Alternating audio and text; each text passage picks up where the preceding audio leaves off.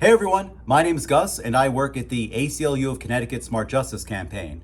One of our values at Smart Justice is that everyone has a role to play in ending mass incarceration and creating a more fair and just criminal legal system.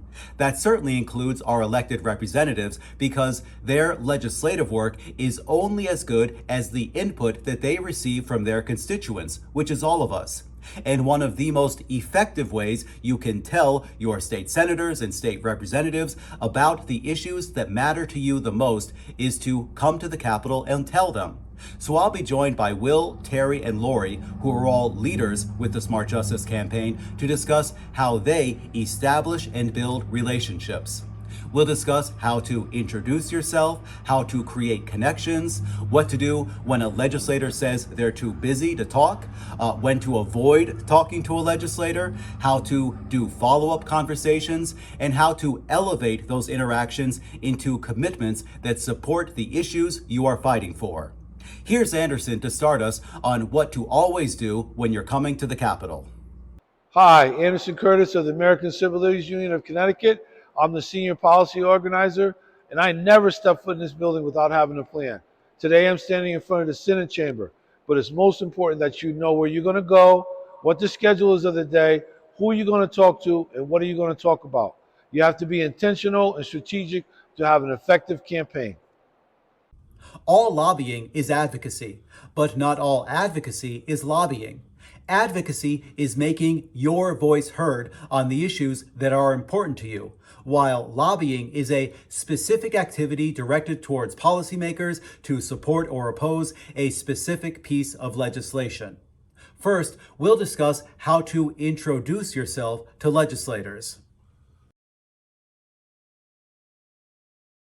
How I introduce myself is I give out my name, my organization, and I also give out the bill, the name, and the number, and I usually carry out a fact sheet. Upon meeting legislators, you can't pounce on them. I go with the approach of being as friendly as possible, as humble as possible. I introduce myself by extending my hand at first, and then from that point on, I lead with a compliment or, thanking them for their service and telling them I really appreciate them, which cracks the ice, and then we're able to discuss whatever bills or whatever situation that we have in front of us, and then from that point, I develop a relationship. When I'm looking for legislators, I start in my own community. I look for the senator, and I look for the state rep, and I introduce myself and let them know I'm one of their constituents. In the community, we always do things together, whether it's the grocery store or the gym. You'll find connection in community. If a legislator said he's too busy to talk, I simply ask him for 5 minutes. Most of the time he's gonna say he doesn't have 5 minutes, which I respond, that's great, because I only need 30 seconds. And you know what? I'm gonna be in the building all day if he doesn't have that 30 seconds for me. If a legislator tell you they're too busy, but say, I understand that you're busy, I'll be here when you get back. And 9 times out of 10, that works. When you give them an option, they always come back and talk to me. What I'd like to take away from that first conversation is a meeting so we can discuss the bill. And I'd also like to get the name of their aide and the aide's email address. You should definitely not talk to a legislator when they're in the bathroom or in the cafeteria having lunch.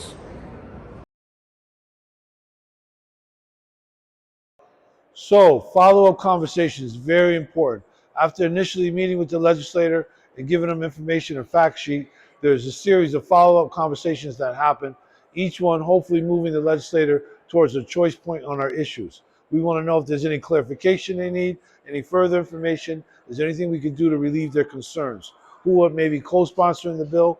So it's a series of follow-up questions. It's never a one and done event, and there's never a one size fits all. It's tailored to each representative and each issue. Well, in the second conversation, I like to get co-sponsorship. This way his name gets on the bill, it gets public support, and it also encourages conversation amongst other legislators. We position ourselves on the inside of the ropes behind us, the legislators on the outside of the ropes, and we want to make sure that we don't block the staircase or when the legislators are on their way to and from the caucus rooms.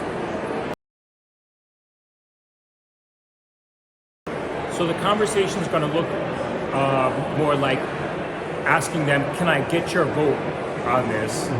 And you're going to be explaining why you really are depending on their vote and how it's going to affect you and the community or organization that you're representing. The advice I would give, all of us are not people person. I'm an introvert, but if you put me in a room where there's work needed to be done, you have to allow yourself to be vulnerable enough to either accept yes or no, either way it goes. A lot of people are afraid to hear no from somebody or say, I can't talk to you right now. That's not a slight on you. They are very busy. So you say, no problem, I understand you're busy, but when you get a chance. And so I learned that through all the process of being here, that the humbler I am with the legislator, the more feedback I get. All I can say is that this may not seem like it's for everyone, but it really is for everyone. This is a place where if you want to voice a concern, this is the place to come to. Persistence is key. Even if you get frustrated, just remember that to pace yourself and push on. And if you don't get what you want this session, remember you can always come back next session and continue off with the work that you're trying to do. So no don't always mean no. No mean no for that time, but they always give me a reason of what wording was wrong, what need to be changed, and that's part of relationship building. You can't get those answers from legislators unless you build relationships. So no for me is just, you gotta crawl before you walk. Right now you crawling, next year you might walk. So come back with it and come back with this. And so it's always, no don't mean no forever, no mean no for that time. But there's always another session.